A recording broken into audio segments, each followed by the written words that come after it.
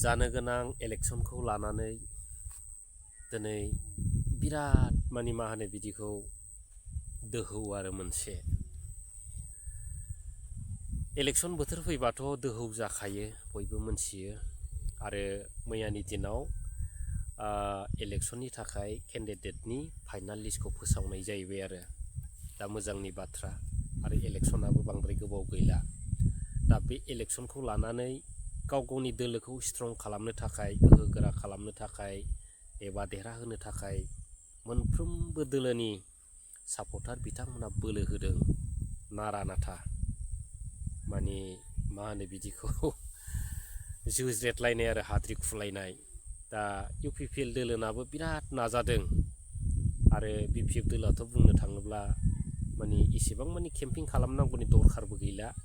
आरो रायजो राजाफोरनि सिगाङाव थांनानै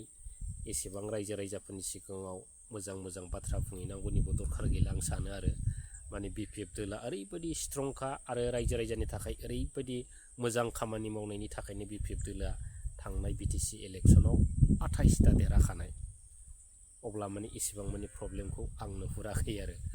खिन्थु इउपिपिएल दोलोआ जेसेबांखि नाजा बिथांमोना बे खेबावबो सासे सानैखौनो देरहागोन ना देरहाया बिथांमोना सिन्था खालामनांसिगोन आरो रायजो राजा नोंथांमोन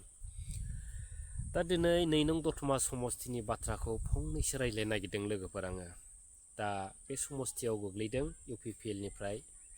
राजु नार्जारि आदा बिथाङा गोग्लैदों आरो बेजों अपोजिसन हिसाबै बिपिएफनिफ्राय गोग्लैदों दानि बिटिसिनि सोलोंथाइ बिफाननि इएम मानगोनां रबिराम नार्जारि सार बिथाङा गोग्लैदों दा बिराद माने साननो गोनां आरो दा बेखौ लानानै खोनादों आदा राजु नार्जारि बिथाङा बुंदों जाहैदों जेन्नाय बोथोरावसो आंखौ बे दतमा समस्तियाव हरबाय होननानै बिथाङा बिराद दुखु फोरमायदों जाहैदों रायजो राजा नोंथांमोन थारैनो बिथाङा मोजांखौनो सिन्था खालामदों मानो होननानै बुङोब्ला बे 2 नं दतमा समस्तियाव इएम सोलोंथाइ बिफाननि रबिराम नार्जारि सार बिथांजों जुजिनो हानाय खुनु दैदेनगिरि बिथांमोन गैया होननानै बुंब्लाबो जोङो माने फेरलेबसेबो गोरोन्थि जानाय नङा होननानै जों साननांगोन आरो दिनै सिन्था खालामदो दिनै राजु नार्जारि बिथां आदाया बुंदों जाहैदों माने आंखौ बे जोबनाय बोथोराव बे जायगायाव हरनानै माने आंनि मान सन्मानाबो सेस जासिगोन माने जेनग्लिसिगोन आं दोखो होननानै बिथाङा बुंदों जाहैदों रायजो राजा नोंथांमोन दा अब्लाबो उफाय गैया गेलेनांसिगोन आङो होनदों जाहैदों खिन्थु जुदायाव हरोब्ला आं एसे माने मान सन्माना बासायगौमोन नामा होननानै दा राजु नार्जारि बिथाङा बुंदों जाहैदों दा बिराद दुखु मोनदों आरो दा बै समाव बिथाङा गोबां थगायजाबोदों इउपिपिएलनि नेताफोरजों प्रमद बन्दु बिथांमोनजों आरो दा बै समावबो बिथाङा बिपिएफ दोलोआव खारां जाखाबायमोन एमपि इलेक्सनाव बिथाङा टिकेट होनो थगायनानै माने होजायाखिसै आरो बेसेबांबा गोबाव अबेबा गायब जानानै थादोंमोन आरो आदा राजु नार्जारि बिथाङा ओमफ्राय प्रमद बन्दु बिथांनि गोदै बाथ्रा बुंनायाव बिथांनि गोसोआ गलिनानैसो बे इउपिपिएल दोलोआव माने थाबथाफिननाय जाखादों आरो दा जिखुनु आदा राजु नार्जारि बिथांनि भाग्यआ बिराद गाज्रि दिनै 2 नं दतमा समस्तियाव फैनानै ओरैबायदि दोखो जेनसिगोन दा बेखौ साननानैसो आङो दुखु मोनदों आरो आदा राजु नार्जारि बिथाङाबो माने 100आव 200% दुखु मोनदों होननाय खोनादों आरो दा बेफोरबायदि आरो रायजो राजा नोंथांमोन दा जिखुनु हक रायजो राजा नोंथांमोन दा आदा राजु नार्जारि बिथाङा मोजांखौनो सिन्था खालामदों आरो दा सिन्था खालामदो बे दतमा समस्तियाव आरो कुसुगाव समस्तियाव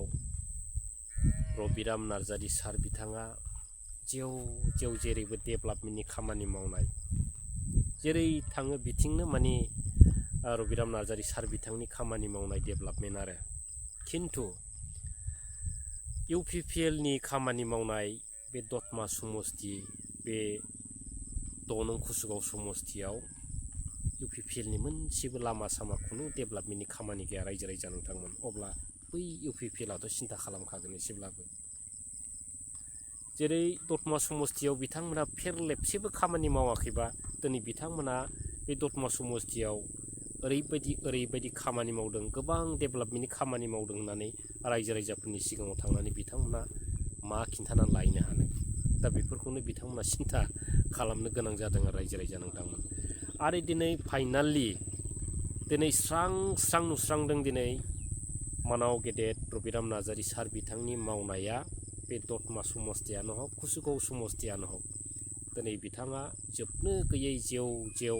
लामा दालां जाम्फै माबा माबि इसाब सारा बिथाङा खामानि मावदों आरो रायजो राजाया बिथांनि खामानि मावनायखौ दिनै बाख्नायदों आरो फसायदों आरो बिनि थाखायनो बिथांजों दिनैहाय लोब लोब जोबनो गैयै रायजो राजा बिथांमोना गाव गावनो थांनानै गाव गावखौ BPF दोलोआव बिथांमोननो बिथांनि सायाव गथायहैदों रायजो राजा नोंथांमोन। दा बैफोरबायदि सम आरो थासारिफोरखौ नुनानै दिनै UPPLनि राजु नार्जारि आदा बिथाङा थोर थोर गिदों आरो बे गिनायानो बिथांनि जोबथा गिनाय आरो बे जोबथा गिनायानो बिथांमोननि मा होनो बिदिखौ जोबथा राजखान्थि होननानै जों बुंनो गोनां जागोन रायजो राजा नोंथांमोन। दा लोगोफोर दिनै गोबां बाथ्रा सावरायला, दिनै बेखिनियावनो होनजाबाय। आरो चिरांनि बाथ्रायावबो बिदिनो जादों। बे जायगायाव जाहैबाय चिराङावबो जाहैबाय लरेन इस्लारि बिथां गोग्लैदों UPPLनिफ्राय आरो फारसेजों गोग्लैदों दानि BTCनि चिफ मानाव गिदिर महिलारि सारनि बिसि सेउलि मेदामा गोग्लैदों। दा बै खेथ्रआवबो माने ओरैबायदि जानानै दं आरो बै जायगायावबो